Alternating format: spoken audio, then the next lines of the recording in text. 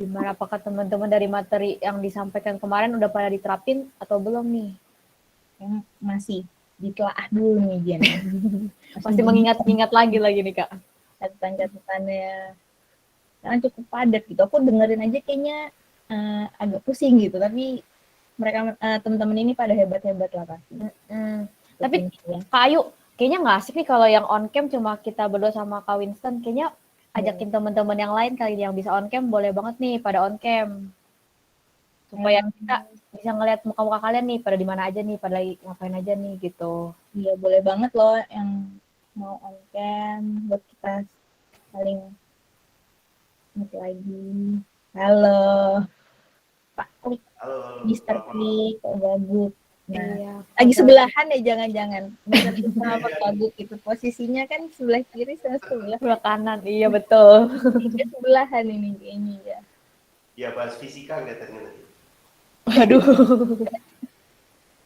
Iya. Ayo nih teman-teman yang lainnya nih, boleh banget nih on cam. On cam biar Kak Winston juga bisa tahu nih siapa Mbak Kak Arina, Kak Nurul dari tim. Yuk on cam, kopinya ready. Nih. Wah. Ya. Supaya nggak ngantuk ya Pak. Ya, Kak Johan juga boleh kalau mau open cam. Ini ada Kak Oki dekat dulu.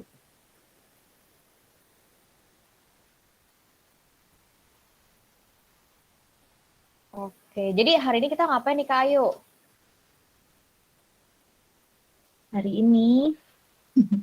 Hari ini pastinya kita akan ada eksklusif session dari tim YouTube. Dan kita sudah kedatangan Kak Winston di sini aja nih ya. Iya betul. Jadi hari ini kita ada eksklusif Q&A bareng tim YouTube, yaitu Kak Winston Ongko.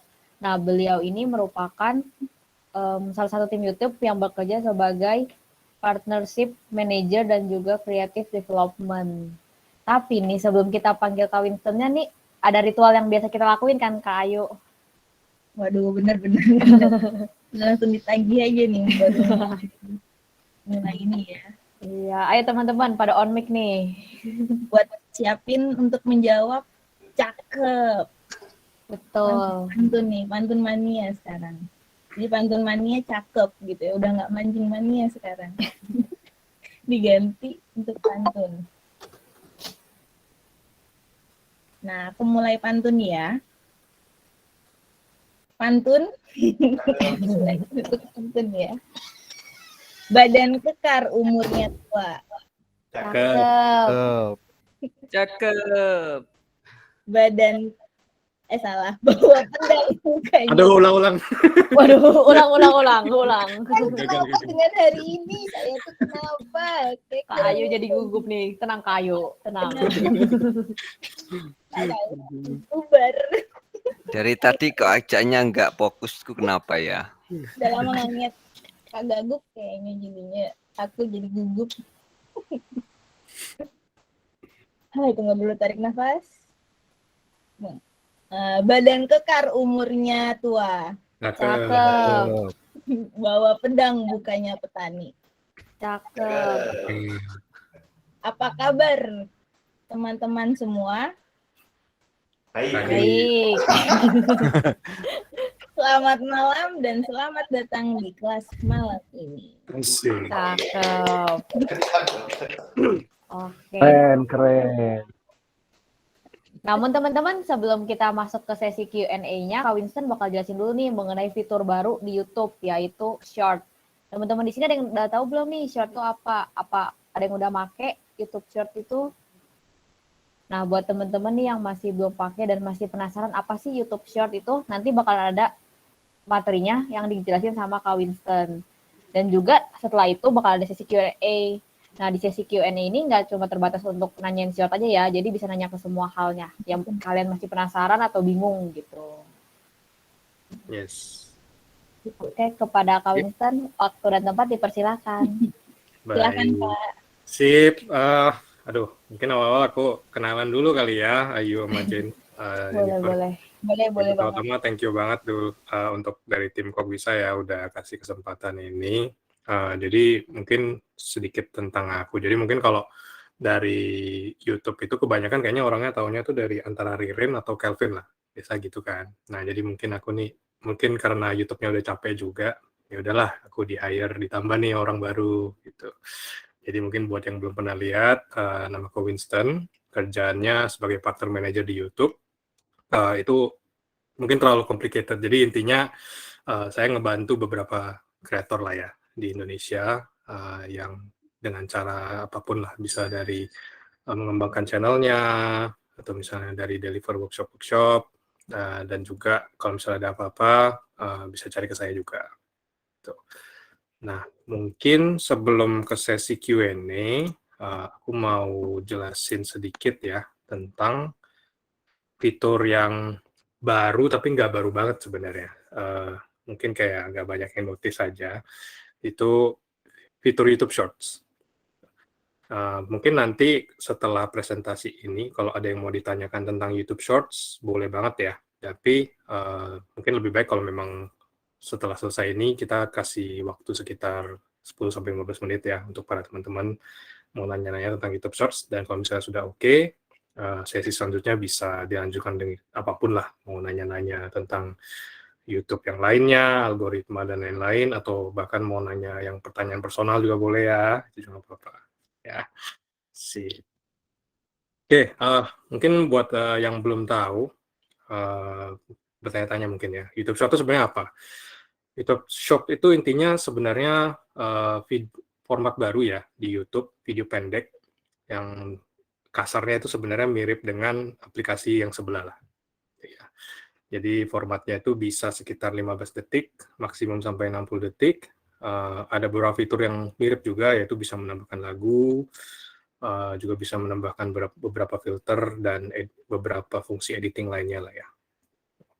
Nah, tujuan YouTube mau bikin produk ini sebenarnya apa? Jadi tujuannya itu sebenarnya untuk kasih kesempatan ke kreator yang baru dan kreator yang lama juga untuk berkreasi dengan cara baru, yaitu video pendek.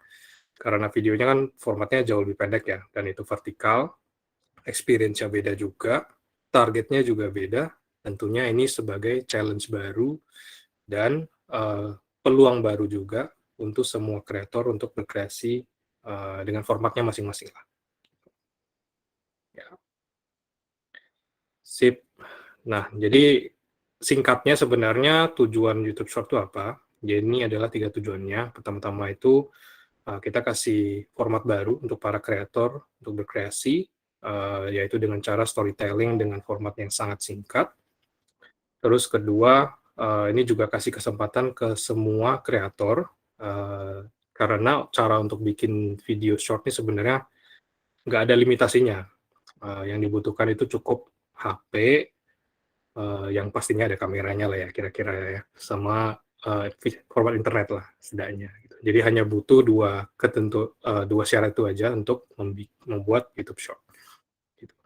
Dan terakhir itu cara baru. Nah, kalau yang dulu kan biasa, bukan dulu sih, saya sampai sekarang juga, biasanya YouTube ini kan memang bisa dinikmati dengan cara video panjang ya. Jadi cuman kalau adanya video YouTube Short ini, jadinya ada cara baru untuk para penonton berkreasi. Jadi selain misalnya kalau para penonton misalnya, oke lah aku pengen mengkonsumsi sesuatu, gitu, mengkonsumsi konten sesuatu, tapi nggak ada waktu nih untuk nonton yang panjang. Ya udah, berarti jadinya ada satu tab khusus YouTube Short untuk bisa ngelihat semua format-format video yang baru, yang singkat, yang waktunya itu nggak terasa lah. Ya. Nah, itu dari segi tujuannya. Nah, kalau dari segi berkreasinya, sebenarnya caranya cukup gampang ya. Jadi kalau misalnya masing-masing dari para kreator, yaitu kalian, coba buka HP-nya aja, kalau misalnya mau tahu sebenarnya cara bikinnya gimana, itu di aplikasi YouTube-nya di tengah bawah, itu ada tombol tambah. Jadi kalau diklik, di tengahnya itu harusnya ada tombol Create a Short.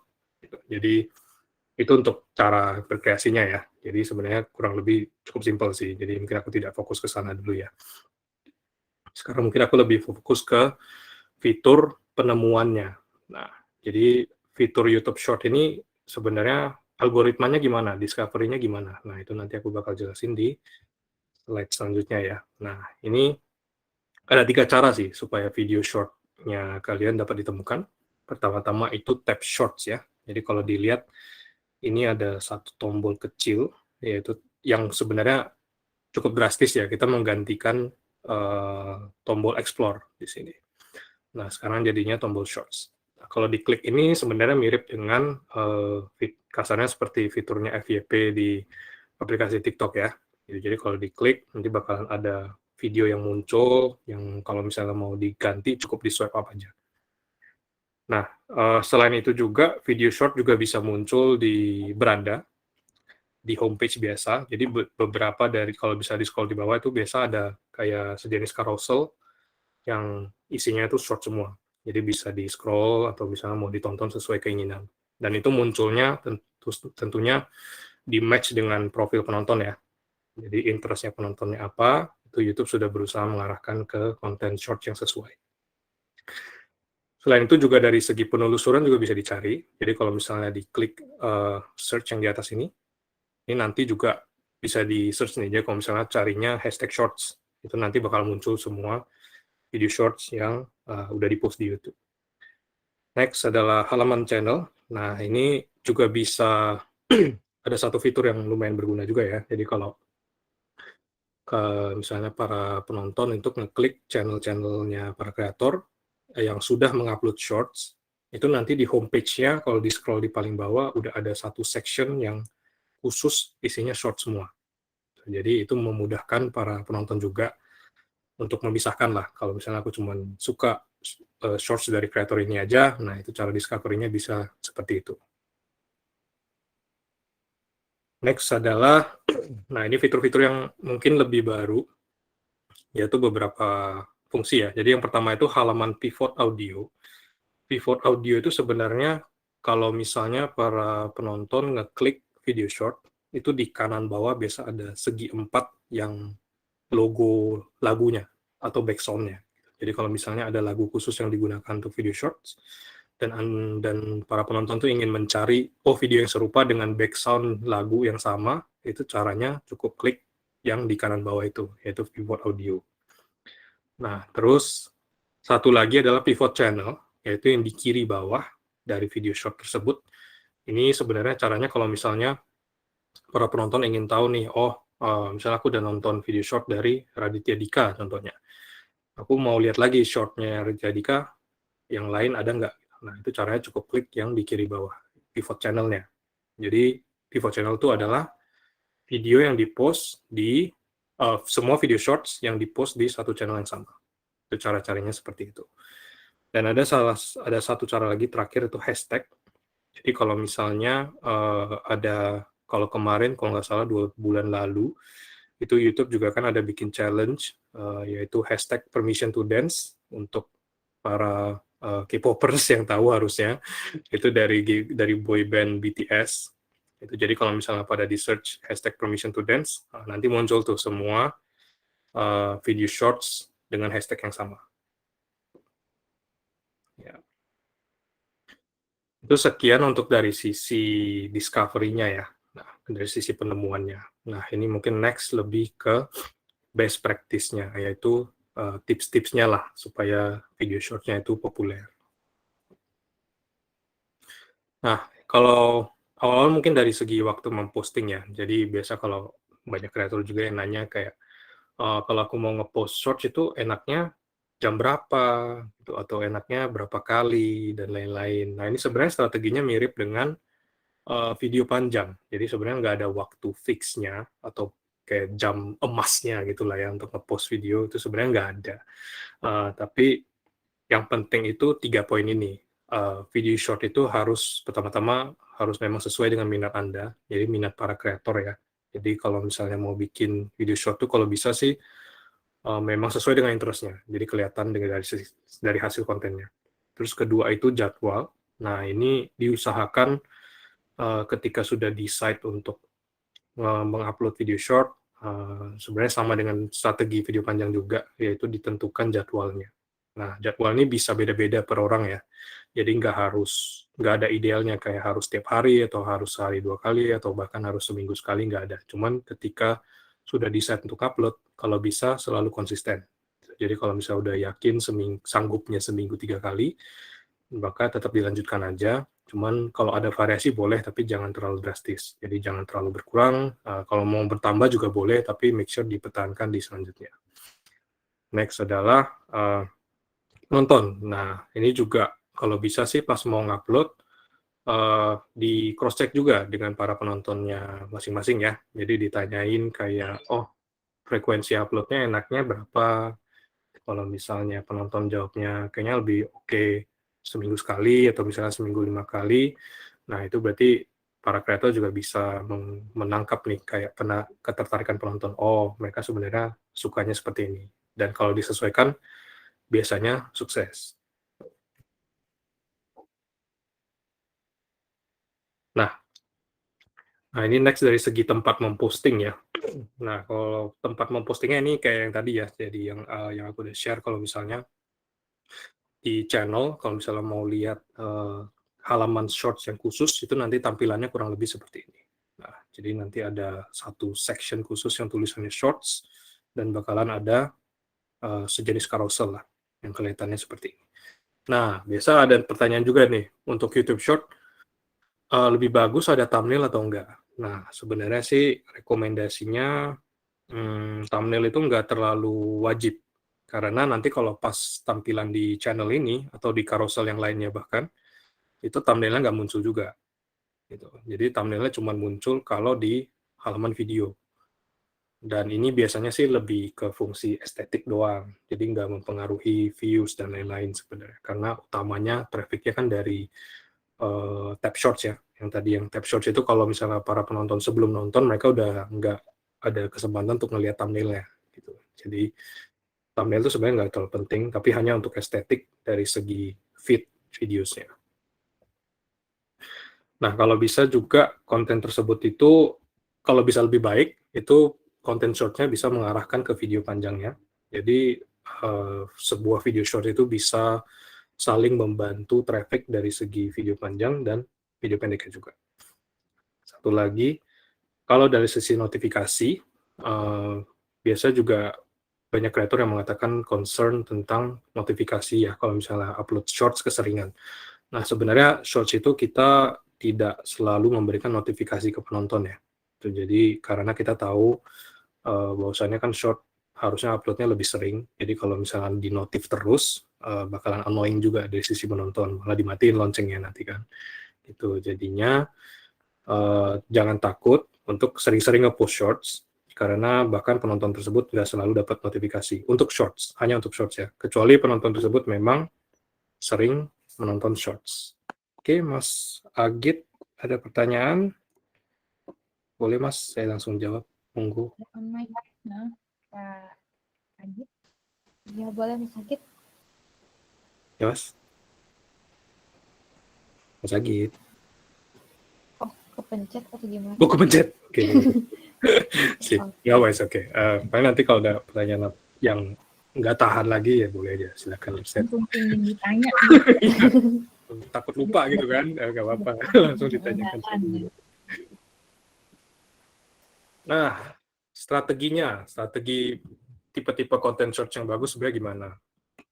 Nah, sebenarnya sih intinya itu memang agak terlalu abstrak ya kalau jawabannya kalau aku ngelihat slide ini ya. Tapi sebenarnya intinya fokus ke keseruan. Jadi video short itu kalau bisa cukup menggugah perhatian, terutama di 5 detik awal. Karena penonton short kan cukup gampang untuk mengganti kontennya. Jadi mereka hanya kayak judgement-nya itu bakalan dilihat di 3 detik atau 5 detik utama. Jadi kalau misalnya 5 detik utama mereka sudah tidak merasa, oh ini kayaknya nggak relevan nih, nah mereka langsung swipe up. Gitu. Jadi kalau bisa sih dari awal-awal sudah ada suatu hal yang bisa bikin penontonnya tetap bertahan. Antara audio yang semangat, visual yang bagus, atau memang kayak introduction yang cukup catchy, yang bisa bikin penontonnya bertahan. Nah, gitu. Jadi kalau kita lihat beberapa contoh video yang sukses, itu ada 2 elemen ini. Jadi pertama-tama memang dia fokus ke karakternya kreator masing-masing.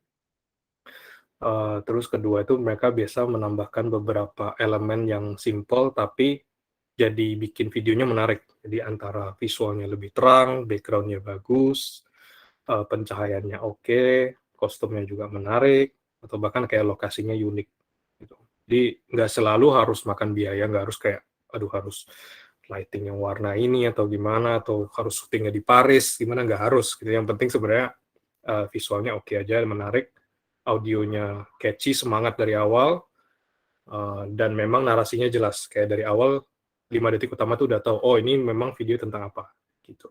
Apakah komedi kah, atau memang tips tentang gadget kah, atau memang DIY review, atau memang fast resep misalnya, itu harusnya udah cukup jelas dari 5 detik utama. Next. Nah, ini melanjutkan pesan aku yang tadi ya. Jadi, make sure video short itu harus menarik dari awal, terutama 5 detik utama, 5 detik pertama. Terus, kalau bisa sih bisa, kalau misalnya video short yang menarik, nah ini sebenarnya salah satu hal yang berbeda ya dengan video panjang. Jadi kalau video short yang sebenarnya cukup menarik, itu bisa bikin videonya sering di-replay. Gitu. Jadi kalau misalnya ada beberapa kreator tuh sebenarnya agak unik, mereka bikin videonya kayak penjelasannya cepat. Misalnya nih kalau resep masak nih, kan resep masaknya menarik, ya kan? Terus masaknya cepat. Mereka condong kalau misalnya udah tertarik nih dengan oh hasilnya bagus, awalnya oke, prosesnya juga jelas, pasti kan sering di-replay kan. Sering di-replay, sering di-pause, atau bahkan sering di-save. Nah, itu bisa efek tersebut yang bisa kayak bisa bikin view suatu video short tuh bisa jauh lebih tinggi dibanding video panjang. Nah, ini satu hal yang harus diperhatikan juga ya. Next adalah, nah ini satu lagi hal yang harus diingat. Pertama-tama itu kalau bisa video short itu padat ya dan bisa dinikmati dengan sendirinya. Jadi jangan bikin video short yang ada part 1, part 2, part 3, karena biasanya ketika video tersebut dimunculkan itu nggak ada efek kayak playlist ya. Jadi next videonya kalau di swipe up, oh biasanya udah video orang lain. Gitu. Jadi kalau misalnya ada part 2-nya jadinya kan agak susah ya untuk nyambung. Kecuali kalau mau bikin satu video dengan tema yang sama tapi diulang-ulang temanya, cuman kayak elemennya berbeda, itu masih oke. Tapi kalau misalnya videonya yang kalau nggak bisa dinikmati secara menyeluruhan, kalau nggak ada part 1, part 2, part 3 ya, nah jangan dibuat seperti itu. Kalau bisa satu video itu singkat dan narasinya jelas, awal dan endingnya itu jelas juga di satu video tersebut. Nah, terus karena videonya juga singkat ya, kalau bisa dipastikan alur ceritanya jelas. Jadi ada pendahuluan yang cukup singkat pada jelas, isi cerita yang cukup singkat juga, dan direct langsung, dan ending yang nggak bertele-tele. Nah, kalau bisa jangan masukin terlalu banyak elemen yang bisa bikin videonya jelek, misalnya kayak transisi yang terlalu lama, contohnya kayak ketawa yang terlalu panjang misalnya, atau kayak transisi banner yang terlalu bertele-tele. Nah, itu kalau bisa dikurangin atau bahkan di-cut aja, nggak usah ada transisi gitu misalnya. Next. Oke, nah ini dari segi analytics ya. Jadi kalau untuk YouTube Short nih ya, karena memang ada beberapa traffic yang baru ya. Tadi kayak ada tab shorts, ada carousel shorts-nya, terus juga ada channel section khusus untuk di channelnya. Jadi ya dari segi analytics ada fitur baru. Nah, kalau dilihat ini ada tab shorts ya, traffic shorts ini. Nah, ini sebenarnya kalau para teman-teman ngelihat YouTube studionya masing-masing, nanti kalau misalnya pas udah ngupload, itu harusnya bakal ada jenis traffic yang seperti ini. Nah, ini artinya apa nih? Artinya segala video yang ditonton dari tombol shorts yang di beranda tadi itu, jatuhnya sebagai ini nanti tampilannya. Gitu. Dan biasanya, kalau saya lihat dari behavior para kreator-kreator yang short-nya lumayan besar views-nya, itu bisa dibilang 90% dari sini. Jadi itu mungkin menjadi salah satu fun fact ya, yang bisa dilihat. Oke, itu sekian dari sisi tips-tips untuk shorts-nya ya. Jadi kalau mungkin sekarang satu hal yang lebih dagingnya lagi yang aku bisa share itu tipe-tipe kategori yang biasanya ada di YouTube Shorts. Jadi kalau misalnya para teman-teman bingung mau bikin apa, nah ini mungkin bisa jadi salah satu kategori besarnya lah yang bisa dilihat ya. Jadi mungkin kalau kelihatannya kayak gini masih kurang jelas ya. Kayak ini maksudnya apa nih Mas? Kisi ya, kayak kisi-kisi gitu ya Kak ya. Ya enggak kisi-kisi sih, kayak ide lah, ide Langsung buat ide. teman-teman gitu. Jadi kalau misalnya bingung mau bikin apa ya gitu. Nah ini mungkin Bisa dicatat nih. ya bisa jadi ide ya. Oke. Sip. Next. Nah, oke, sorry, enggak aku get back dulu jelasin grafiknya biar nggak bingung nanti. Nah ini sebenarnya artinya apa nih?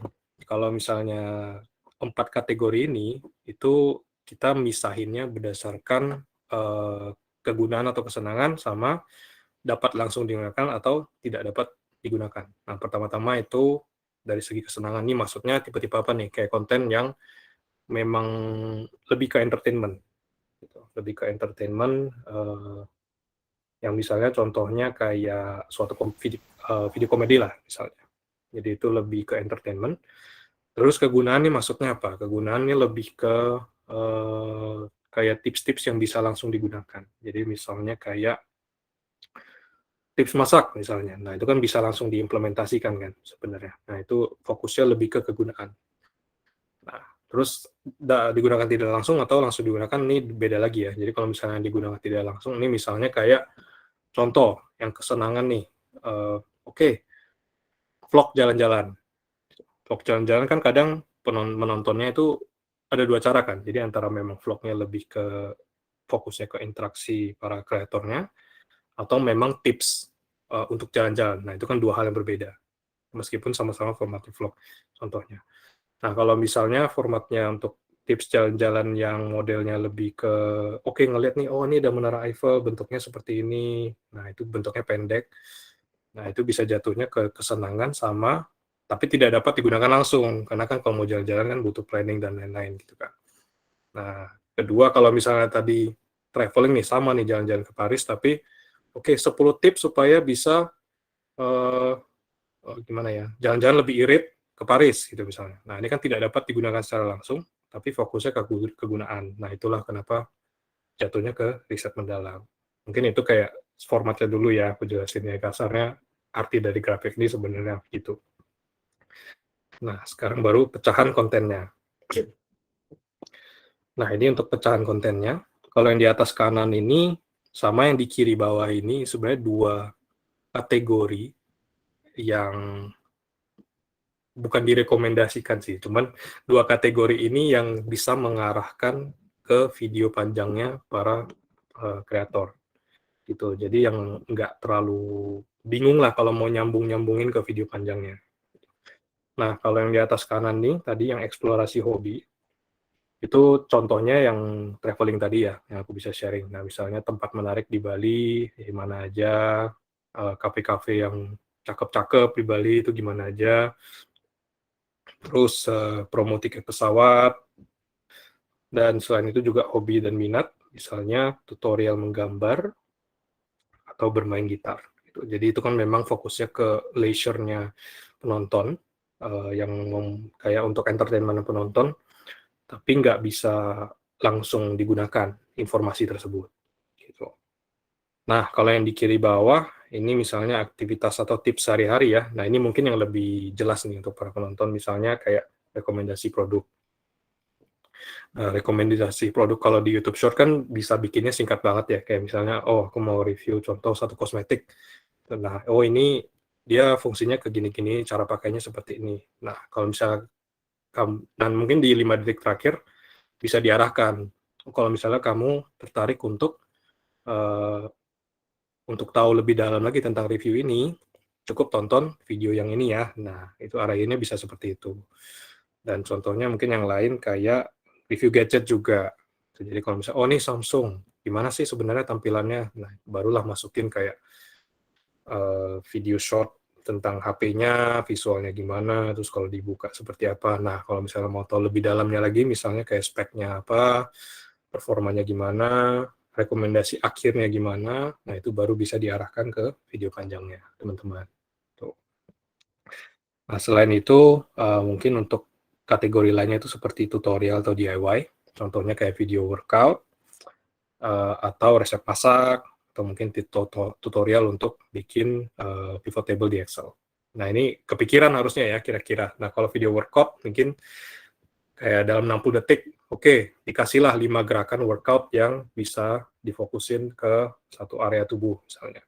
Nah, kalau misalnya kadang penonton kan juga, aduh aku mau workout sambil di timing gitu. Gerakannya sama, tapi mau di timing nih workoutnya. Nah, itu cukup diarahkan ke video panjangnya. Jadi ada video panjang yang kayak 10 menit, yang melakukan gerakan yang sama, tapi beneran lah kayak workoutnya dikali 5 gitu. Jadi dikali berapa set misalnya. Selain itu juga resep masak.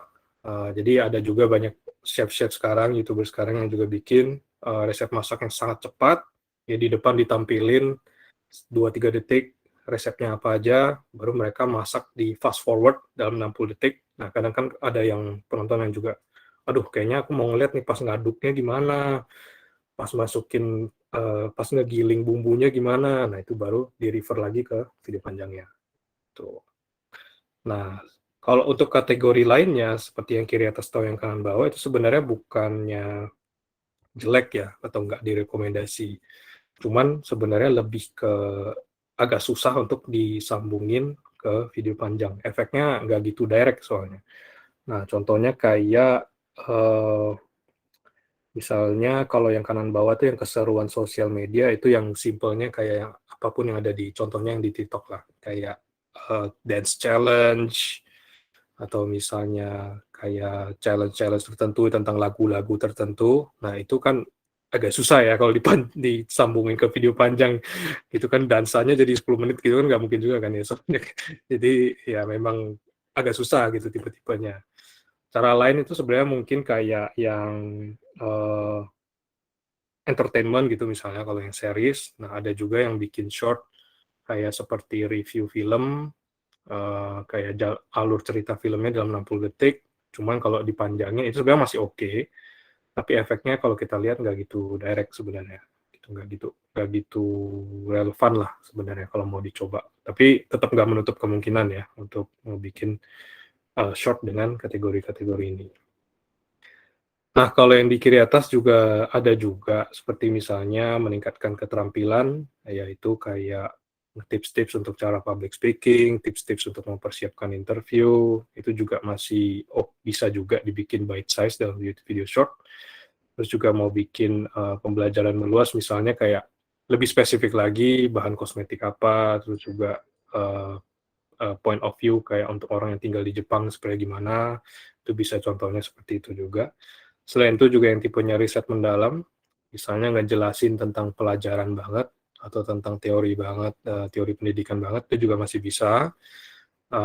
Cuman ini kita ngelihat kayak satu kategori yang masih belum banyak digunakan atau diarahkan secara sukses ke video panjangnya. Dan tren ini sih kita lihatnya lebih ke generasi Z ya. Jadi memang riset ini itu sebenarnya difokusin ke para penonton yang antara 25 tahun sampai 13 tahun. Nah, jadi cara-cara mereka untuk mengkonsumsi konten itu kurang lebih kebagi jadi 4 kategori ini. Gitu.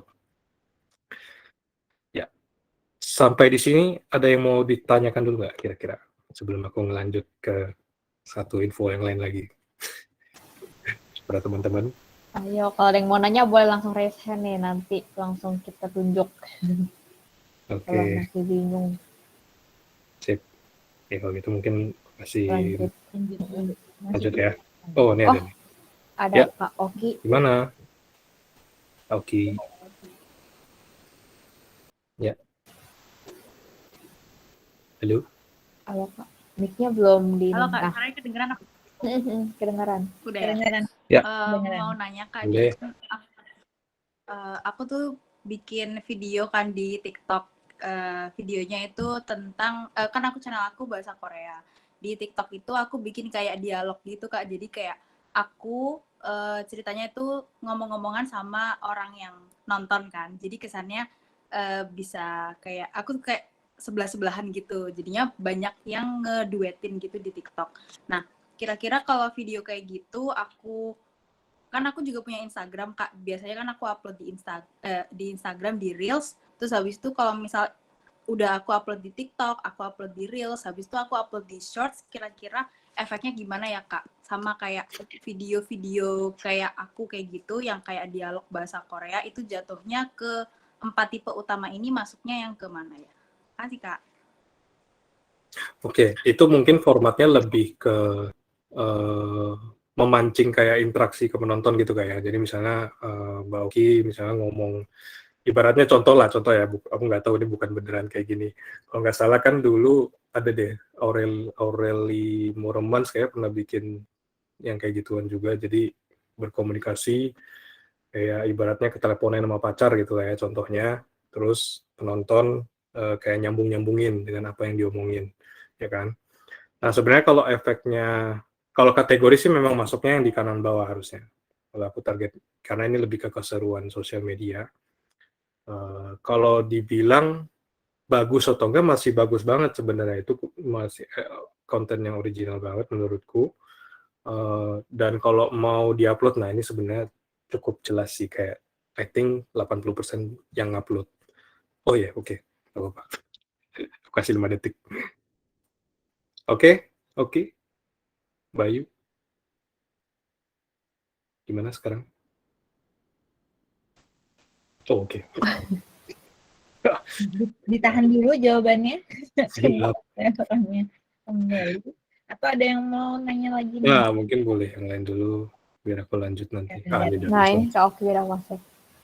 Ya, Udah Kak aman Oki. Kak signalnya? Udah Kak, tadi soalnya suaranya tiba-tiba nggak ada gitu. Oke. Tadi berhenti sampai di mana? Gak deh, atau aku jelasin dari awal lagi kali ya? Baru mulai dikit tadi. Oke, ya udah.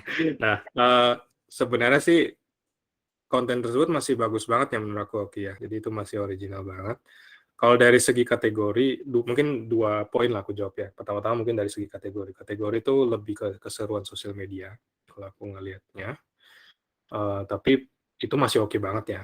Cuman mungkin challenge-nya kalau Oki mau nyambungin ke video panjang yang udah ada di channelnya Mbak Oki, mungkin agak bingung gimana nanti agak disambunginnya. Tapi sebenarnya kalau Oki lebih berkreatif kayak atau dapat formatnya, di extend lagi conversation-nya gimana, itu bisa juga contohnya.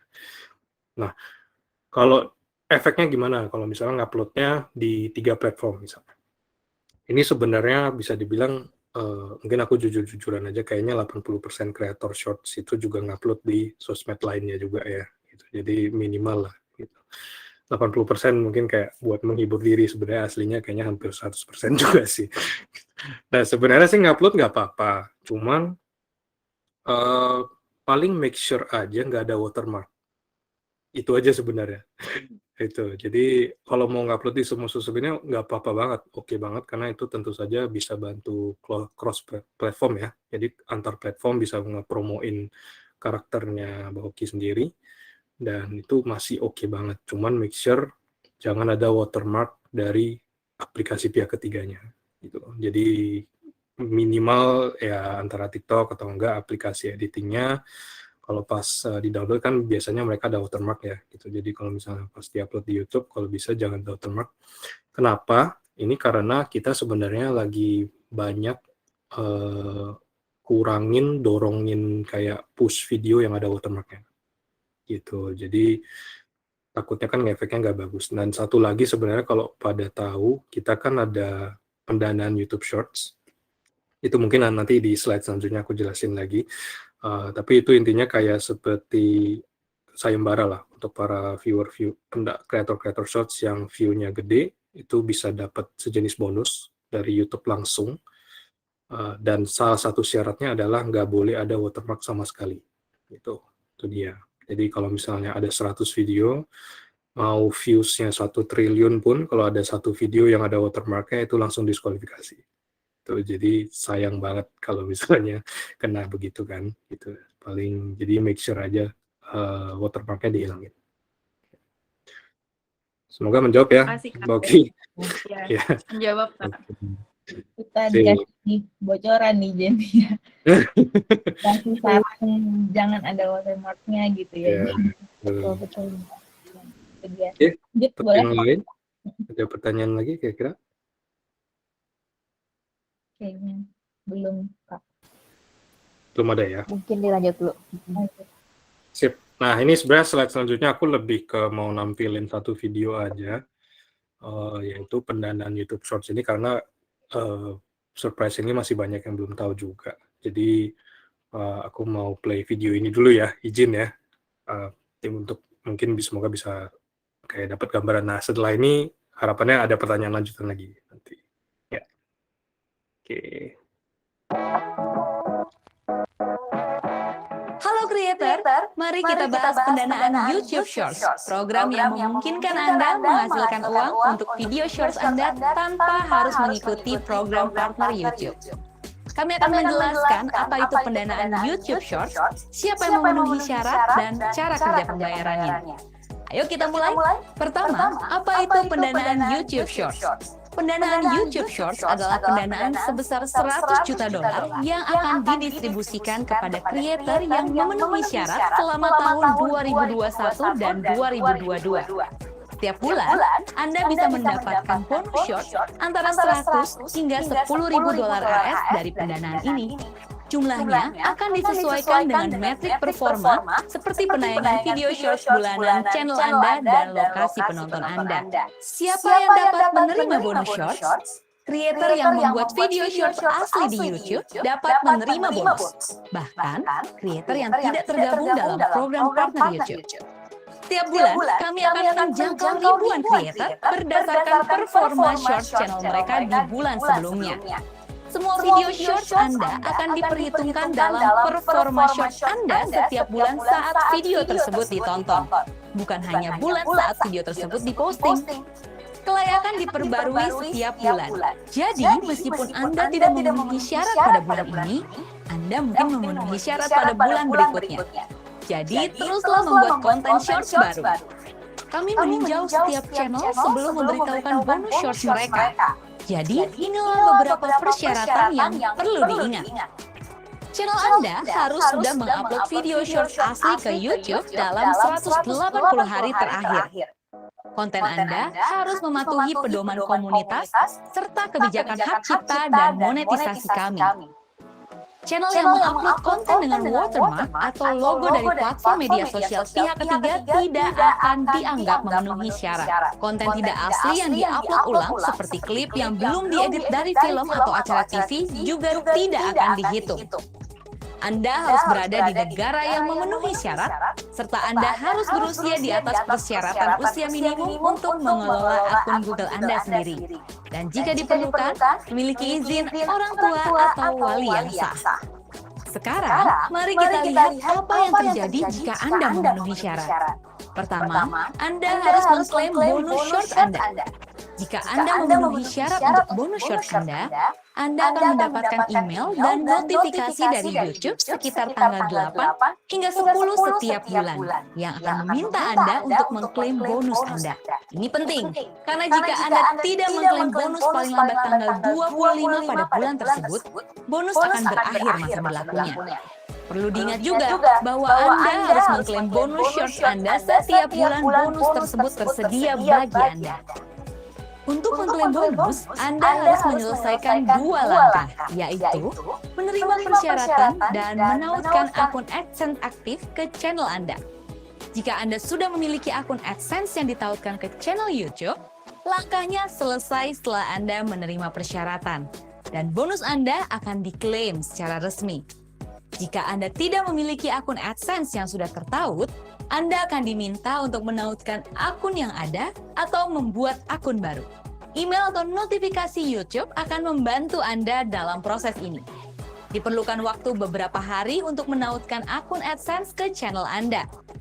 Begitu prosesnya selesai, kami akan mengirimi Anda email yang mengonfirmasi apakah bonus Anda telah diklaim atau belum. Setelah bonus shorts Anda diklaim, bagaimana Anda akan menerima pembayaran? Jika Anda pernah menerima pembayaran dari AdSense, pembayaran diterima antara tanggal 21 dan 26 bulan berikutnya. Misalnya, jika Anda mengklaim bonus shorts pada bulan Agustus, Anda akan menerima pembayaran bonus pada bulan September. Jika Anda belum pernah menerima pembayaran dari AdSense, Anda harus melengkapi detail pembayaran Anda. Perlu diingat bahwa proses ini dapat memerlukan waktu beberapa bulan. Tapi selama Anda telah mengklaim bonus, saldo akan tetap ada di akun AdSense Anda hingga pembayaran dapat dilakukan. Setelah akun AdSense Anda siap menerima pembayaran, Anda akan dibayar antara tanggal 21 dan 26. Jika Anda adalah bagian dari MCN atau jaringan, Anda dapat menerima pembayaran bonus shorts dari MCN atau jaringan Anda. Mari kita lihat ringkasan lini masa pembayaran bonus shorts dengan contoh. Misalnya, Anda memenuhi syarat untuk mendapatkan bonus berdasarkan performa video shorts bulan Agustus. Anda akan diberitahu pada awal September untuk mengklaim bonus paling lambat 25 September. Setelah Anda menyelesaikan langkah-langkah untuk mengklaim bonus, Anda akan menunggu pembayaran dari AdSense. Jika Anda siap menerima pembayaran, Anda dapat menerima pembayaran antara tanggal 21 hingga 26 di bulan tersebut setelah Anda mengklaim bonus. Dalam contoh ini, Anda mengklaim bonus pada bulan September, jadi Anda akan dibayar pada bulan Oktober. Jika Anda perlu menyiapkan detail pembayaran di AdSense, Anda akan menerima pembayaran setelah langkah-langkah ini diselesaikan. Ingatlah bahwa proses yang sama akan berulang setiap bulan. Pendanaan YouTube Shorts hanyalah langkah pertama dalam perjalanan kami untuk membantu kreator mendapatkan dana untuk video shorts mereka. Jadi, nantikan pembaruan lainnya saat kami menambahkan negara dan fitur-fitur baru. Untuk info lebih lanjut mengenai hal yang telah kita bahas, lihat link di deskripsi. Terima kasih telah membantu menciptakan komunitas shorts yang luar biasa dan terima kasih telah menonton.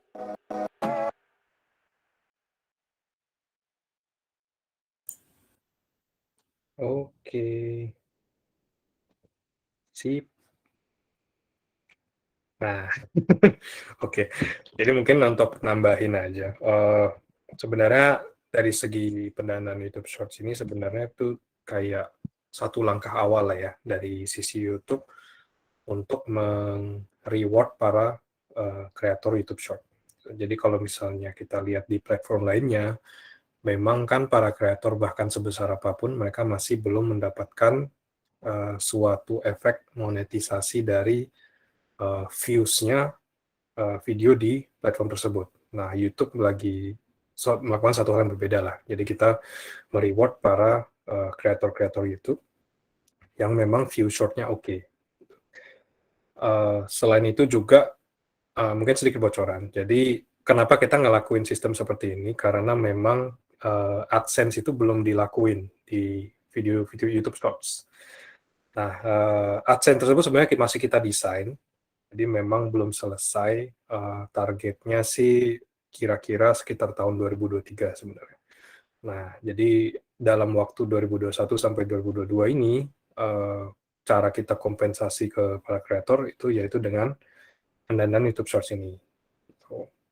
Nah, jadi kalau misalnya ada yang nanya, views-nya harus berapa sih sebenarnya? Nah, itu pasti pertanyaan paling besarnya. Sebenarnya sih nggak harus gede-gede banget gitu. Mungkin kalau aku kasih bocoran ada yang total channel shorts-nya views-nya tuh kayak sehari itu kayak misalnya dia ada ngupload nih tiap hari sebenarnya. Tapi satu hari views-nya tuh kayak cuman mungkin 1000-an atau mungkin kayak 10 ribuan. Tapi jadinya dapat juga. Nah, itu karena dia ngupload-nya memang sering. Jadi kalau angka fixnya itu memang belum ada, cuman sih kalau berdasarkan pengalaman yang aku lihat minimal ada yang channelnya total view shorts-nya 4 juta itu udah dapat. Biasanya seperti itu. Nah, cuman memang tentunya ketentuannya kan beda-beda ya tiap bulannya. Jadi angka itu jangan dijadikan patokan gitu. Di Indonesia sendiri sih total kreator yang dapat itu tiap bulan bertambah. Jadi pertama-tama itu sejak kita launching program ini, yaitu di sekitar Juli ya, kalau nggak salah Juli atau Agustus, yang dapat tuh sekitar 70-an orang gitu. Nah, itu masih dikit banget kan. Tapi sebenarnya alasannya bukan karena view-nya kurang, tapi karena hampir semua video yang ada di YouTube Short Indonesia itu masih ada watermark-nya. Cuman karena itu aja. Jadi bukan karena view-nya nggak banyak. View-nya sebenarnya banyak yang gede, tapi diskualifikasi karena ada watermark. Nah, tentunya mungkin ya ini para partisipan Akademi Educreator yang sangat eksklusif ya, 20-an orang aja. Ya mungkin masih belum tahu banyak informasi tentang ini, mungkin aku bisa coba kasih sedikit informasi internal lah tentang hal ini. Yang semoga bisa menambah motivasi lah ya untuk para kalian, para kreator. Ya. Sementara ada pertanyaan overall untuk YouTube Shorts? Atau mau dilanjutin ke sesi lainnya?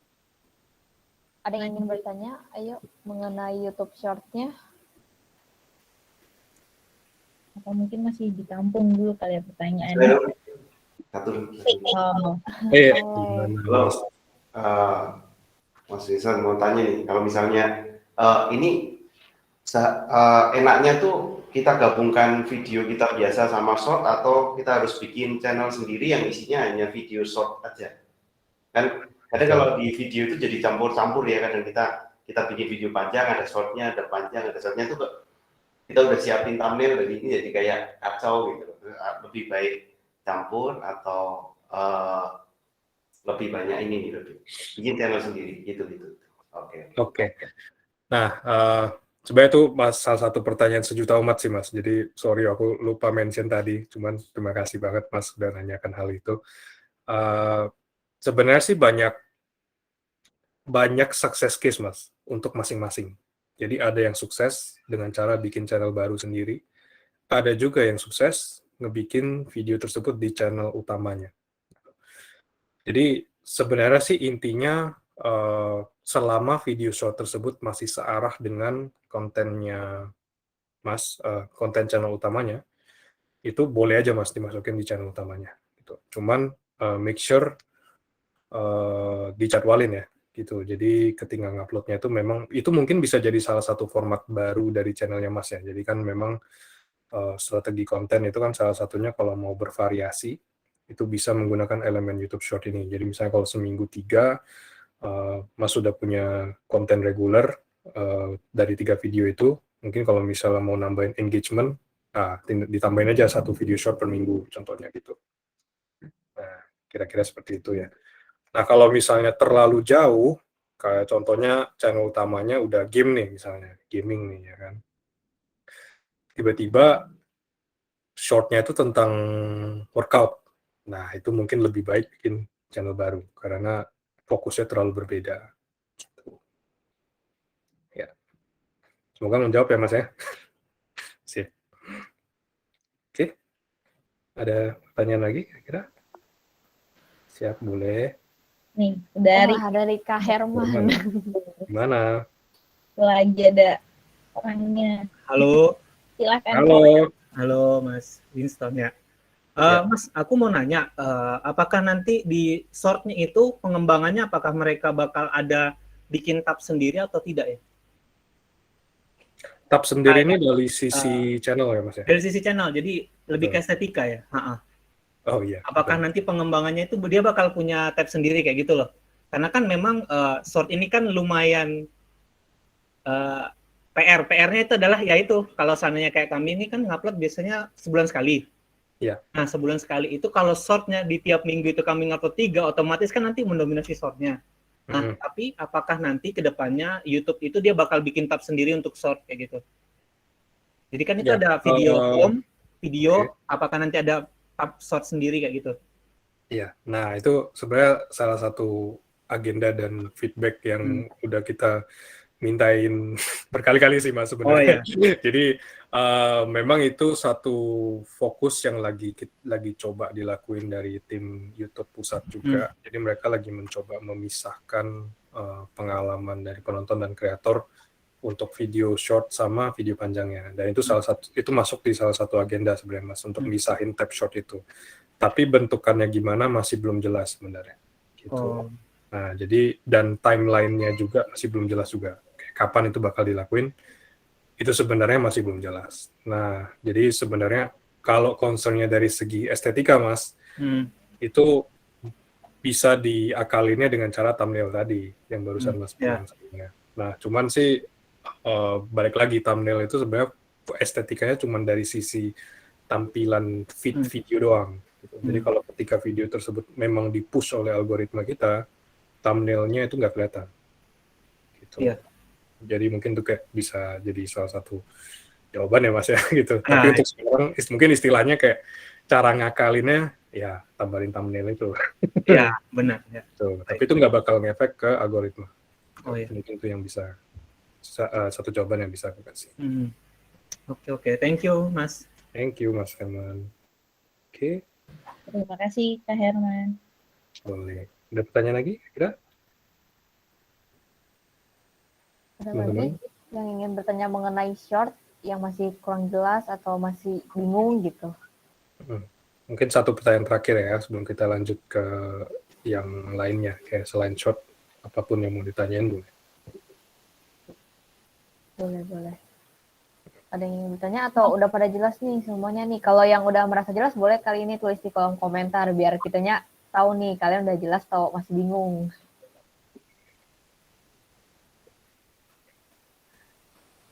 Oke. Udah jelas. Oh. Oke. Lanjut, oke, sip. Oke, udah pada paham kayaknya nih. Sorry. Oke, kalau gitu sih, nah, sebenarnya tinggal lanjut ke agenda yang lain ya. Jadi agenda yang lain tuh free lah, bebas pertanyaannya sebenarnya. Jadi apapun tentang YouTube, kalau mau nyentil-nyentil, request aku untuk bocorin sedikit-sedikit, boleh. Cuman make sure ini rekamannya jangan dikeluarin ya, tim Mekan. Ya, jadi ini kayaknya banyak informasi yang agak daging lah. Jadi, boleh teman-teman, silakan mau nanya apapun. Iya, ayo nih teman-teman. Boleh banget nih raise hand terus nanya pertanyaan. Siap banget Kak Winston, bakal kita jaga informasinya untuk di kelas ini. Siap. Oke. Udah pada di rumah semua kan? Atau dia masih di kantor? Kalau yang mau curhat tentang channel juga boleh loh. Kayak, aduh, mana nih videonya gini-gini. Nah, aku bisa coba liatin. Nggak harus pertanyaan gitu ya kayak bisa sambil cerita-cerita. Nah, boleh. Kak Christian boleh nih. Bisa sebutin channelnya bahas apa tuh. Buat Pak Winston. Mas, kayak masih ke-mute, Mas. Halo, sudah. Halo, ya.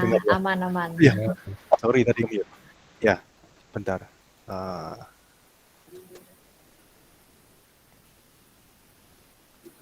Ya, nama saya Christian.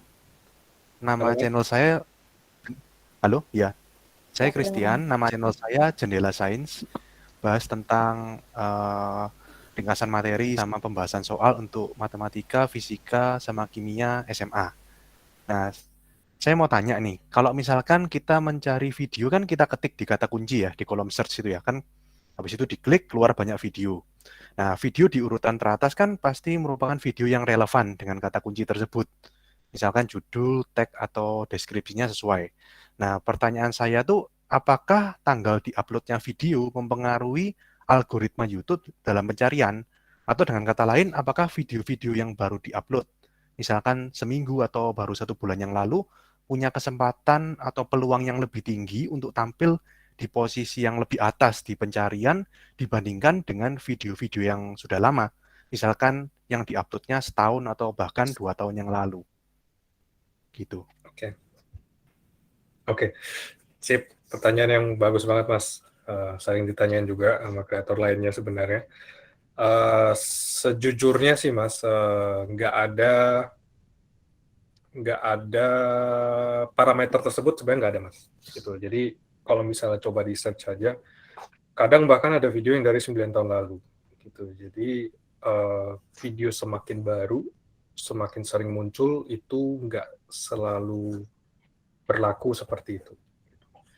Tapi ini lebih ke tipe penontonnya gitu. Jadi kalau misalnya memang channelnya Mas ada fanbase tersendiri yang memang kalau misalnya udah subscribe atau memang kayak ibaratnya penonton loyal tapi nggak subscribe gitu. Jadi tanpa mereka nge-search juga, itu biasa video Mas itu memang sering langsung dimunculkan di beranda. Nah, mungkin efek dari video baru yang lebih dispesialisasikan ke penonton itu sebenarnya lebih ke subscriber-nya. Gitu. Jadi itu mungkin salah satu tujuan tombol subscriber diciptakan juga. Itu jadi supaya setiap ada video baru, baru tersebut tanpa memberikan notifikasi, udah sering didorongkan di home-nya subscriber. Gitu. Nah, kalau dari segi search, itu sebenarnya nggak ada timeline parameternya, Mas. Gitu. Jadi lebih ke relevansi video. Nah, cara nge-rankingnya gimana? Cara nge-rankingnya itu sebenarnya memang elemennya banyak ya. Cuman kalau dikumpulin itu performa videonya. Relevansi dan performa. Relevansi udah bener tadi ya, Mas ya. Relevansi dari keyword. Kedua itu performa videonya. Performa video juga ngefek video yang di rank paling atas sama yang di rank selanjutnya. Jadi performanya dalam bentuk apa nih? Banyak hal. Bukan cuman views, yaitu sebenarnya utamanya tuh kayak persentase view-nya. Jadi total watch time, persentase views-nya juga, engagement-nya berapa lama, CTR-nya berapa, terus untuk CTR mungkin click through rate ya, aku jelasin biar nggak ini, sama views juga. Likes, dislike itu ada elemennya juga, cuman nggak terlalu besar porsinya. Comments juga ada. Tapi sih porsi paling utamanya itu watch time, percentage views-nya, CTR, itu kayak porsi besarnya dari segi performa. Semoga menjawab ya, Mas. Ya. Sama mau tanya lagi nggak apa-apa ya? Boleh. Kadang di YouTube Analytics itu yang ada di sebelah kanan yang seperti segitiga kebalik itu ya, yang lebar terus mengecil, ada berapa persen YouTube recommend your video. Nah, itu maksudnya gimana? Maksudnya 20% YouTube rekomendasi video. Itu maksudnya apa? Yang paling 20% atasnya itu kan apanya gitu? Iya, yang paling atas ada tulisan kayak gitu. Nah, traffic di YouTube kan sebenarnya terbagi jadi 3 ya, Mas ya. Secara garis besar. Jadi pertama search, yang tadi Mas sudah bilang. Itu yang kalau orang ngetik keyword. Terus next adalah homepage. Homepage yang kalau udah ngebuka YouTube, oh ini ada video yang dijajarin. Nah, itu homepage. Next adalah satu lagi yang terakhir itu recommendation. Nah, recommendation itu ketika menonton satu video contohnya, kalau di scroll di bawah itu ada list video yang direkomendasikan. Ya kan? Nah, selain itu juga kalau video udah habis, biasanya kalau autoplay-nya di on-in, dan which is kayak kebanyakan penonton autoplay-nya di on-in, itu langsung di redirect ke video lainnya. Betul ya, Mas ya? Biasa kan seperti itu. Iya. Nah, dari homepage, rekomendasi, itu angka dari yang YouTube recommended your videos. Gitu. Gitu ya, Mas ya? Jadi maksudnya 20% itu apanya ya? Misalkan 20%, 30% itu apanya ya? Ya gimana? Nah, porsi dari search itu, Mas. Jadi kalau misalnya ada yang, kalau nggak salah warnanya abu-abu itu, yang abu-abu itu kalau penontonnya menemukan video, penonton Mas itu menemukan video Mas itu dari traffic lainnya. Traffic yang bukan dari dorongan algoritma YouTube.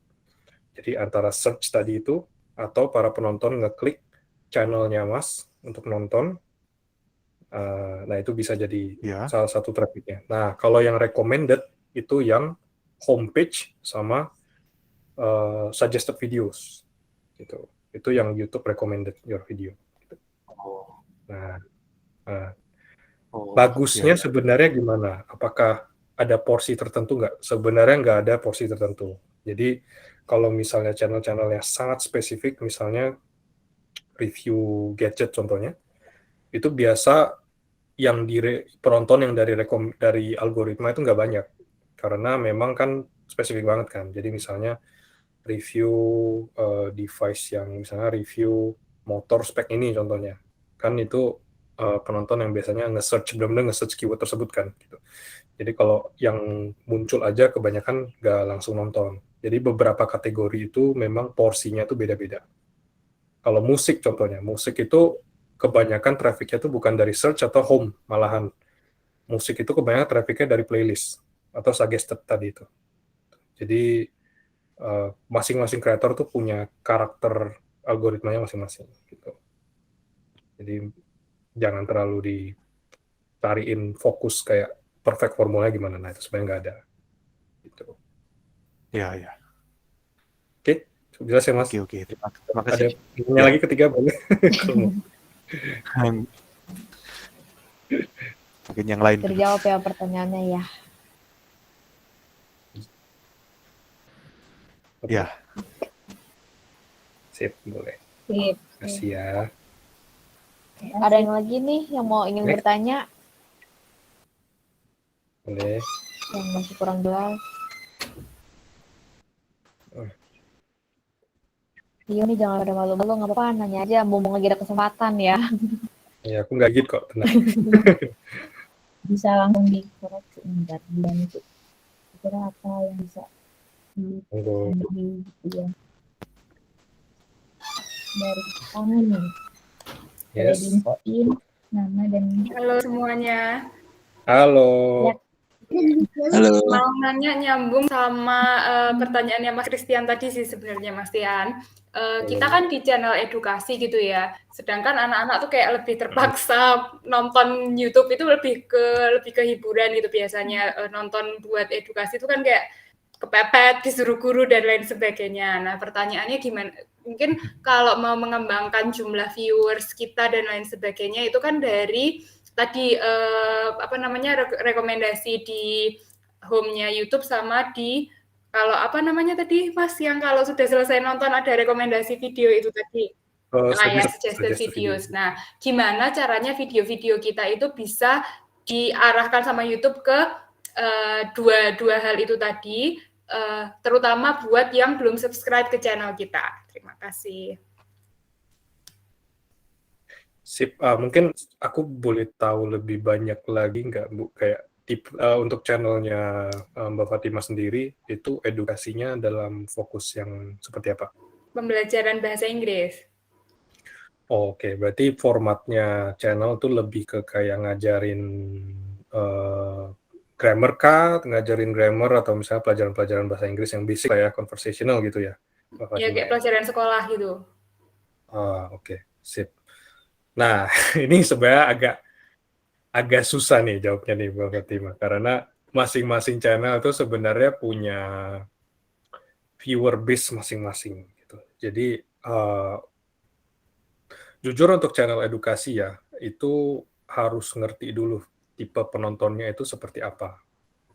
Mereka apakah memang menonton karena memang kalau muncul aja videonya mereka bakal nonton, atau mereka harus punya ketertarikan spesifik ke topik tertentu. Gitu. Jadi itu mungkin bisa jadi satu fokus ya. Jadi kalau misalnya mau arahinnya ke homepage atau suggested video, itu nggak ada strategi utamanya sebenarnya. Cuman lebih ke behavior penontonnya. Jadi apakah mungkin Mbak Fatima boleh coba pelajari lagi deh tipe penontonnya, kayak ketika misalnya videonya Mbak Fatima misalnya memang muncul di demografi penontonnya Mbak Fatima. Misalnya contoh misalnya viewer yang Mbak Fatima itu adalah 18 sampai 25 tahun contohnya. 18 sampai 25 tahun laki-laki misalnya. Nah, pada mindset dari penonton tersebut ketika videonya muncul, untuk topik tersebut mereka bakal tertarik untuk nonton atau enggak, atau kalau dari segi thumbnail sama dari segi judul, apakah mereka bakalan benar-benar klik gitu. Dibandingkan dengan misalnya pelajaran yang kayak spesifik banget, contohnya kayak pelajarannya TOEFL gitu ya, TOEFL dalam gimana cara lulus TOEFL dalam segini-gini.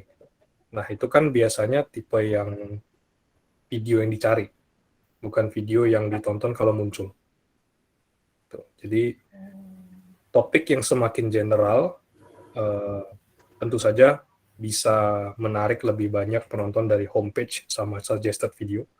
Tapi kalau topik yang semakin spesifik, itu biasanya lebih, traffic utamanya lebih ke search. Nah, itu mungkin bisa jadi satu pelajarannya. Jadi tergantung, harus evaluasi sendiri. Dari segi konten yang Mbak Fatima itu memang general untuk semua audiens, atau spesifik untuk penonton tertentu. Masing-masing itu sama-sama bagus, tinggal bagaimana cara mengoptimalisasi topiknya dari channelnya, dari videonya Mbak Fatima sendiri. Berarti per masing-masing video kalau tadi tipenya beda ya enggak apa-apa? Yang satu Enggak apa-apa, kalau fokusnya masih sama ya. Nah, kalau misalnya memang topiknya belajar bahasa Inggris, kalau misalnya packaging yang Mbak Fatima beda-beda itu nggak apa-apa. Karena fokusnya masih sama edukasi. Tapi mungkin lebih di program ya. Jadi misalnya Mbak Fatima mau bikin 3 video edukasi bahasa Inggris, tapi Mbak Fatima mungkin mau bikin level spesifiknya beda-beda. Jadi mungkin yang ini lebih spesifik, satu video, yang kedua lebih general, yang ketiga lebih bebas. Nah, itu nggak apa-apa. Tapi make sure itu dijadwalin. Jadi misalnya yang spesifik yang di hari Selasa, yang general di hari Kamis, yang bebas atau free flow, conversational lebih ke hari Sabtu misalnya. Jadi itu kayak konsisten tiap minggu seperti itu. Kalau bisa diusahakan seperti itu. itu pengaruh berarti penjadwalan. Tapi kan cuma jadwal upload gitu tuh. Ngaruh. Maksudnya bukan jadwal hari pasnya ya, tapi regularitasnya ngaruh. Ya, kayak konsistensi uploadnya itu ngaruh sebenarnya. Gitu. Kalau misalnya dari ngupload seminggu tiba-tiba stop, terus misalnya udah regular nih, misalnya udah regular seminggu 3 kali, tiba-tiba stop upload sebulan, terus di bulan selanjutnya dikencengin lagi videonya. Nah itu pasti performanya juga jungkit. I see. Ya, jadi kuncinya tuh konsistensi sebenarnya. Dan itu yang sebenarnya paling susah untuk orang Indonesia. Gitu. Konsisten dan komit gitu ya, tetap mau. Konsisten, komit, dan ya, jalanin aja. Gitu. Jadi sebenarnya Kak, di hari pertama Legendnya kita bahas tentang kenalin audiens kita gitu. Jadi saya flashback lagi gitu ya kata Mia, menentukan kira-kira audiens kita tuh seperti apa gitu. Terus dibahas lagi untuk perencanaan konten di kanal kita gitu. Ada lagi? Atau kata Mia sudah cukup? Udah, terima kasih. Terima kasih juga. Sudah menjawab ya. Semangat. Ada lagi?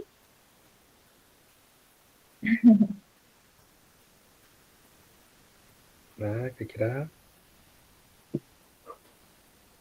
Ada lagi kan nih yang ingin bertanya?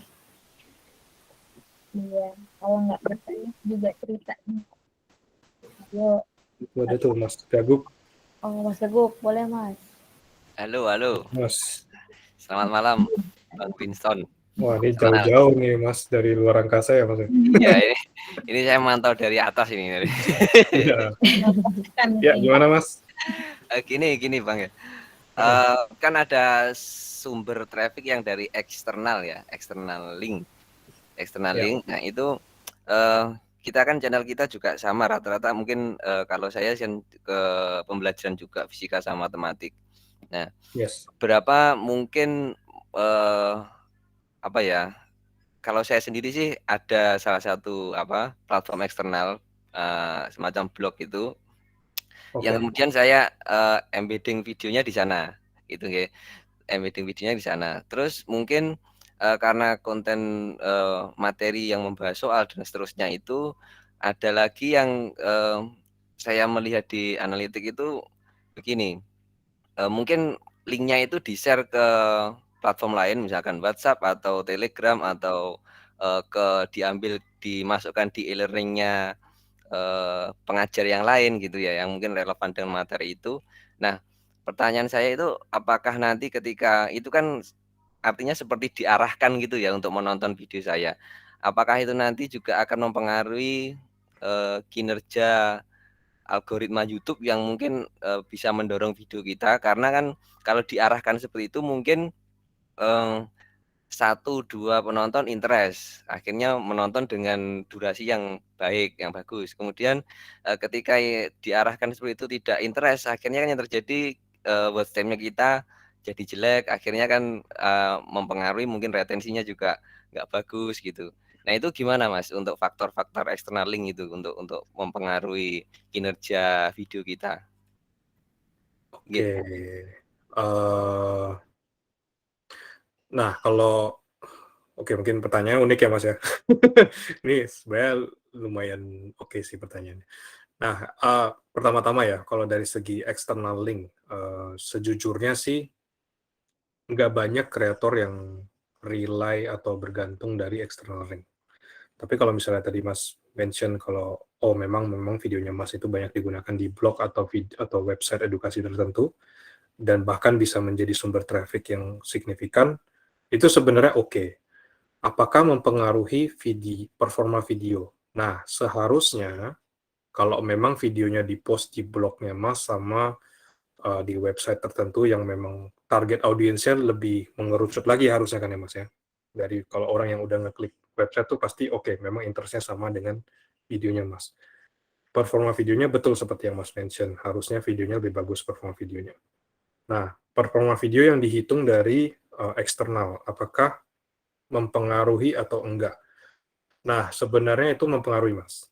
Gitu. Mempengaruhi video atau enggak. Tapi sejujurnya saya belum pernah lihat satu channel yang kayak performa videonya yang dari eksternalnya mempengaruhi terlalu besar, jadinya efek ke algoritma utama. Nah, itu belum pernah sejujurnya. Karena memang traffic dari eksternal itu agak jarang banget. Dan memang YouTube ini kan memang fokusnya itu kan video yang parameter utamanya itu ditonton oleh banyak orang. Gitu. Jadi 1 atau 2 outliers atau 1 atau 2 penonton spesial yang memang sering menonton berulang-ulang dan berkali-kali dan nontonnya sampai habis terus, itu sangat susah untuk mempengaruhi statistik overall dari channelnya Mas sendiri. Gitu. Itulah mengapa sebenarnya channel YouTube ini kayak nggak ada jokinya gitu Mas, ya kan? Nggak bisa dijoki. Mau di gimana pun juga nggak bisa dijoki gitu. Karena memang faktor itu gitu. Kalau misalnya eksternal nggak bisa itu nggak pernah sih sebenarnya. Tapi sih aku rekomendasinya lebih ke jangan terlalu fokus banyak ke eksternal sebenarnya. Kalau bisa Mas bisa coba build audience sendiri dari YouTube utamanya Mas sendiri.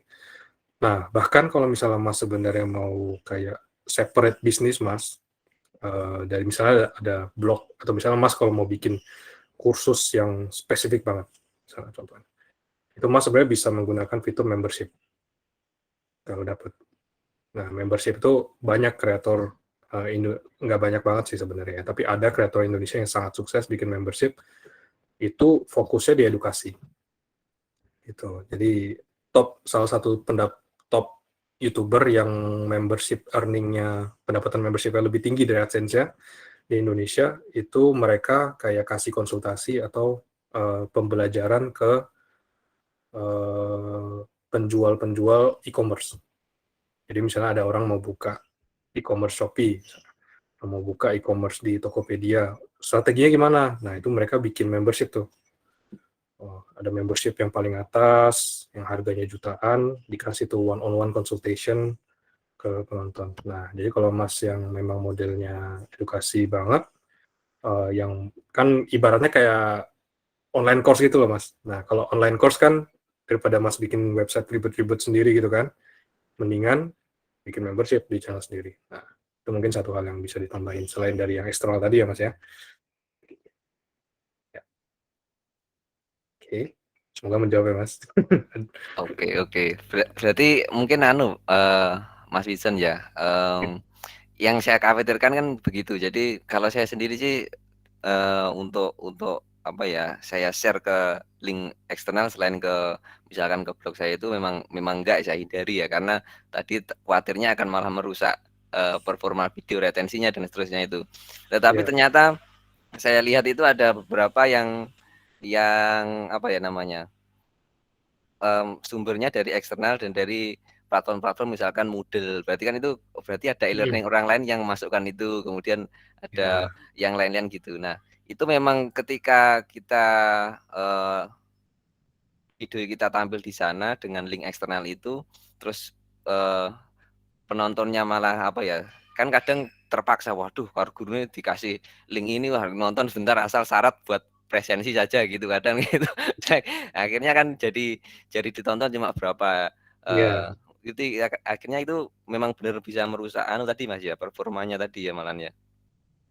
Bisa, cuman sih sebenarnya kalau dibilang bisa sih Mas, cuman harus seberapa banyak. Nah, itu yang susah banget sebenarnya. Jadi kalau misalnya efek dari penonton eksternal itu sampai merusak itu sangat jarang banget lah. Kecuali penonton eksternal Mas itu bisa melebihi berkali-kali lipat dari viewer Mas di YouTube channel yang udah ada.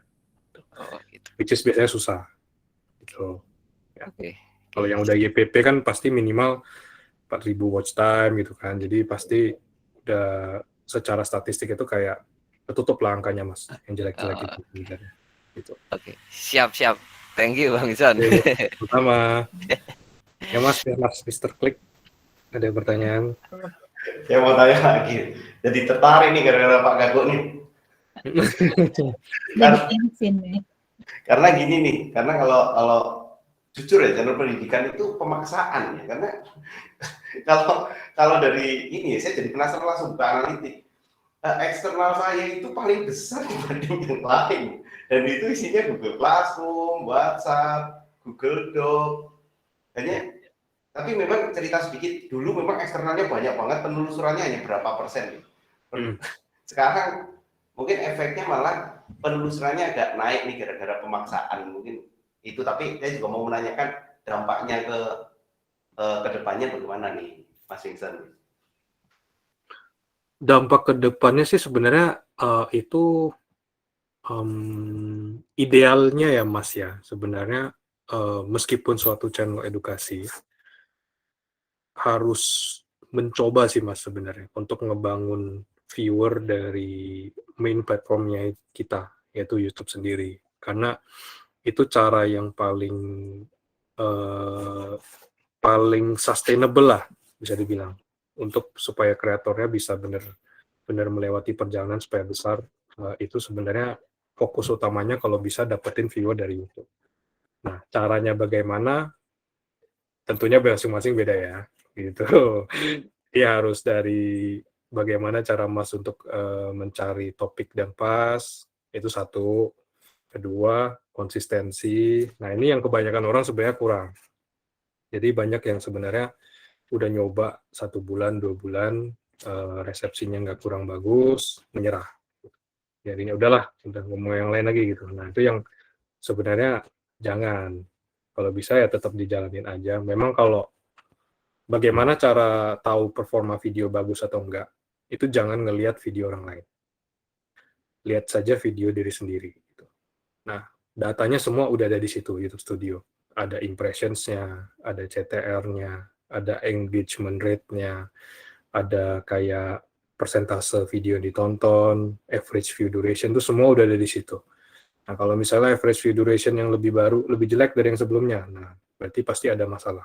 Antara memang kontennya kurang menarik, atau memang udah repetitif, atau ada suatu delivery yang bikin penontonnya langsung drop. Nah, CTR-nya kenapa nggak bagus? Oke, apakah judulnya kurang relevan dengan situasi sekarang? thumbnailnya kurang menarik atau terlalu banyak tulisan di thumbnail yang nggak bisa kelihatan isi kontennya sebenarnya apa. Terus itu mungkin menjadi salah satunya ya, kayak impressionnya kenapa turun misalnya. Nah, mungkin kompilasi antara performanya jelek atau memang topiknya itu kurang relevan. Jadi semoga menjawab ya Mas ya. Eksternal sih memang selalu ada. Memang bener ya Mas, kalau misalnya kebetulan channelnya Mas kalau porsinya banyak di eksternal, bagus, itu berarti viewer eksternal tuh oke, bisa menyuplai. Biasa kan harusnya ya, viewer eksternal itu malah membantu videonya Mas sendiri, harusnya. Kecuali kalau di sharing-sharing di WhatsApp group gitu ya, jadi orang memang klik langsung drop gitu, oke, itu mungkin jelek. Tapi kalau misalnya viewernya Mas itu memang para pelajar-pelajar dan apa, yang memang di-share dengan relevan, penontonnya memang oke, dan nggak jelek banget performanya, oke, itu mungkin memang mempengaruhi channelnya Mas secara bagus. Nah, tapi itu aku saranin sebenarnya jangan terlalu fokus di situ. Coba cari suatu program atau suatu topik yang memang benar-benar diarahin untuk user-usernya YouTube. Nah, itu fokus utamanya kalau bisa. Siap, terima kasih. Sama-sama. Oke, yang lain ada yang ingin bertanya? Kan satu masih yang kurang terakhir ya. jelas. Betul. Oh, dari Kak Diah Ayu Chandra Sakti, boleh? Boleh. Halo Kak, oke, sebelumnya aku kan lagi ngembangin channel bahasa Inggris juga, tapi untuk anak-anak SMP gitu. Kan di sini ada tuh yang select audience, terus ini made for kid. Itu fiturnya kayak gimana sih Kak? Tapi misalnya kita pilih made for kid, itu keuntungannya bagi kita tuh apa? Itu sih Kak. Sorry, untuk channelnya sendiri tadi edukasi bahasa Inggrisnya lebih ke yang seperti apa? Lebih ke elementary ya? Kayak SD, SMP gitu. Oke. SD, SMP, oke. Nah, sebenarnya sih itu bukan suatu fitur yang bisa menambah benefit atau merugikan ya sebenarnya ya, Mbak Dia ya. Tapi itu intinya kayak suatu filter untuk kayak menentukan, oke, video ini sebenarnya arahnya ke anak-anak atau enggak. Kalau misalnya ada dua cara. Jadi kalau misalnya nggak diklik Made for Kid, oke, yaudah berarti memang videonya dijalanin aja. Cuman kalau misalnya di suatu hari YouTube sebenarnya ada policy tertentu kayak, oke, ini video seharusnya untuk anak-anak, nah itu bakalan kita otomatis ganti jadi Made for Kids. Dan sebaliknya lagi, kalau misalnya video tersebut bukan buat anak-anak, tapi Mbak Dia bikinnya jadi Made for Kids, ya sebenarnya nggak apa-apa. Gitu. Cuman untuk video Made for Kids sendiri, itu biasanya AdSense-nya lebih terbatas lagi. Biasanya. Karena memang kan penontonnya anak-anak ya, kita asumsinya. Jadi iklannya itu juga diarahkan untuk iklan yang anak-anak. Jadi kalau misalnya di-mention ini sebenarnya benefit-nya apa atau merugikan atau enggak, itu sebenarnya nggak ada benefit atau kerugiannya. Tapi simply Mbak Dia harus beneran menentukan kalau, oh ini videonya sebenarnya buat anak-anak atau enggak. Ya, semoga menjawab ya. Oke. Makasih Kak. Terima kasih ya. Oke. Ada lagi? Oke, mungkin tadi pertanyaan terakhir kali ya.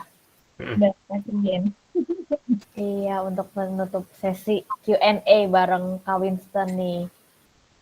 Mungkin kita mau foto dulu kali ya nih. Boleh. Yuk teman-teman, kita on cam. Kita foto. Terakhir nih kita nih. Terasa ya udah 3 hari berlalu sampai malam ini. Betul. Ayo teman-teman, kita nyalain kameranya. Kak Dia, Kak Fatima, Kak Faki, Kak Johan, Kak Herman, Expo dan Tim, Kak Sri, Kak Tami.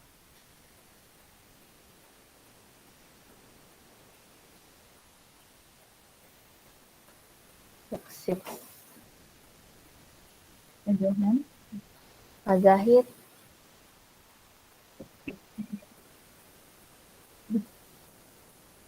Oke, Kak Johan, Kak Fakih, Kak Nurul.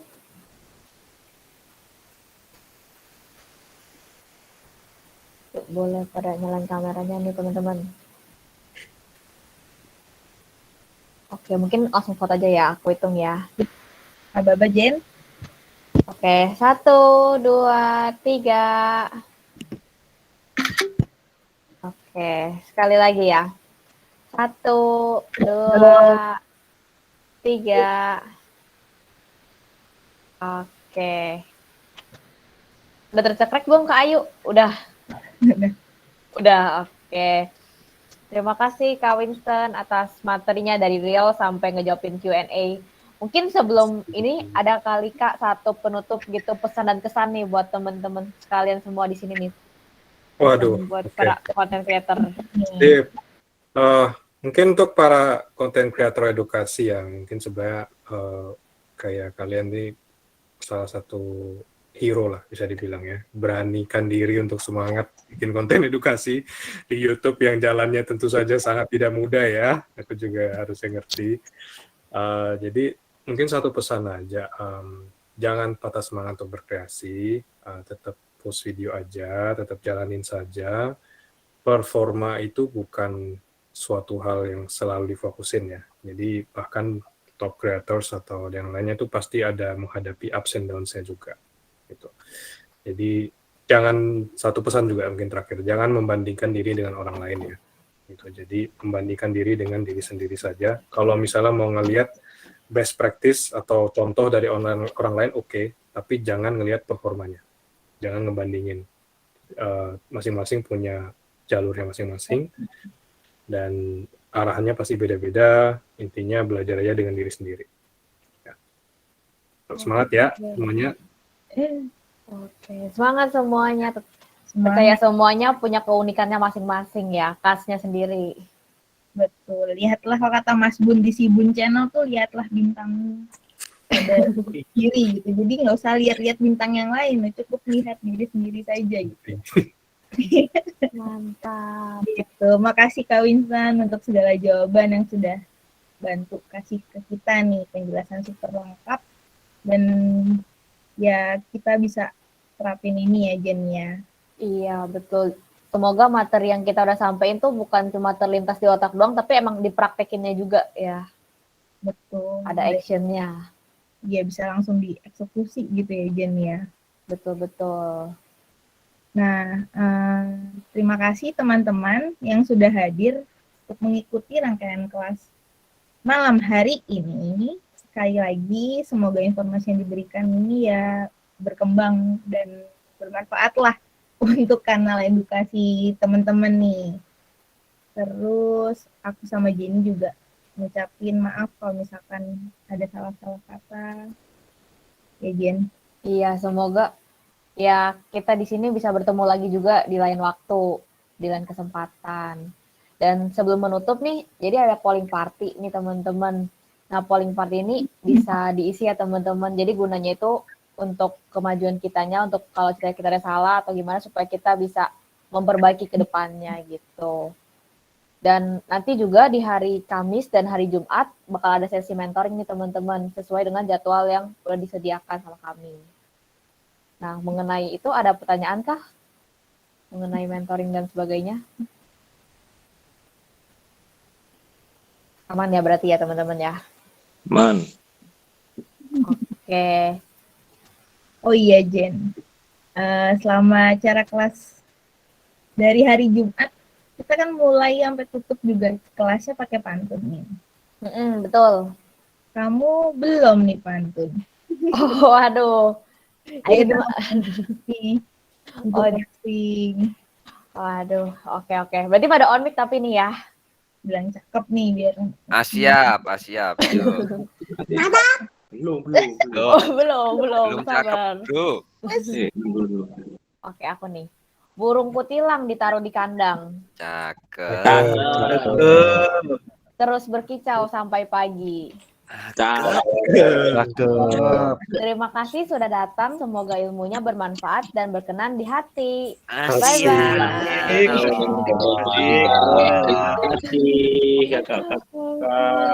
Mantap itu toh. Kayak Kakak lagi. bilang mantap. Oke. Terima kasih semuanya yang udah join. Terima Ya. kasih. Bye-bye. Sampai Bye jumpa. bye. Bye, makasih. Terima kasih tante, terima kasih om, terima kasih semuanya. Aduh.